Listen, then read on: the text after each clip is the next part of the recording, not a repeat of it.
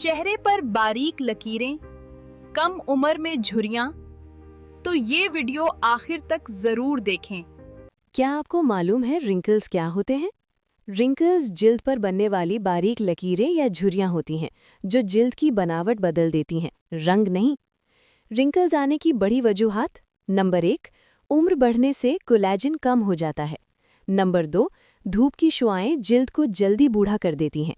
Number 3, पानी की कमी से जिल्द खुश्क हो जाती है। नंबर 4, नींद की कमी और ज़हनी दबाव। नंबर 5, विटामिन्स और प्रोटीन की कमी।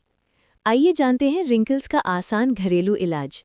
1 पका हुआ केला, 1 चम्मच खालिस शहद। दोनों को अच्छी तरह मिक्स करें, चेहरे पर लगाएं, 15 मिनट बाद सादा पानी से धो लें। ये मास्क जिल्द को नंबर 1 नर्म, नंबर 2 हाइड्रेट, नंबर 3 फ्रेश बनाता है। नंबर 4 रोज़ सनस्क्रीन लगाएं। नंबर 5 पानी ज़्यादा पिएं। नंबर 6 नींद पूरी करें। अगर वीडियो पसंद आए तो हार्ट लाइक करें। ब्यूटी टिप्स के लिए फॉलो करें और इसे ज़रूर शेयर करें।